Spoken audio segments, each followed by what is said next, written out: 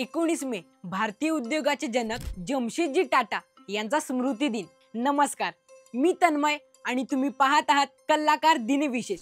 जमशेदजी नुसरवानजी टाटा यांचा जन्म 3 मार्च 1839 रोजी गुजरातच्या नवसारी येथे एका पारसी कुटुंबात झाला। त्यांचे वडील नुसरवानजी टाटा हे कुटुंबातील पहिले उद्योजक होते। त्यांनी 1868 मध्ये एक ट्रेडिंग कंपनी सुरू करून आपल्या व्यावसायिक जीवनाची सुरुवात केली। त्यानंतर त्यांनी कापड, लोखंड, हॉस्पिटॅलिटी आणि ऊर्जा यांसारख्या अनेक क्षेत्रांमध्ये यशस्वी व्यवसाय सुरू केला।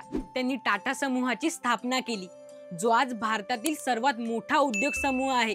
त्यांनी भारतात औद्योगिकीकरण आणि वैज्ञानिक शिक्षणाचे महत्त्व ओळखले होते। त्यांनी जमशेदपूर शहराची स्थापना केली, जिथे टाटा स्टील या त्यांच्या सर्वात मोठ्या लोखंड आणि पोलाद कारखान्याची उभारणी झाली। त्यांनी बंगळुरू येथील इंडियन इन्स्टिट्यूट ऑफ सायन्स सारख्या उच्च शिक्षण संस्थेच्या स्थापनेत महत्त्वपूर्ण योगदान दिले। मुंबईतील ताजमहल हॉटेल हे त्यांच्या महत्त्वाकांक्षी प्रकल्पांपैकी एक होते। हा संपूर्ण व्हिडिओ पाहण्यासाठी आपल्या कलाकार YouTube चॅनलला नक्की भेट द्या।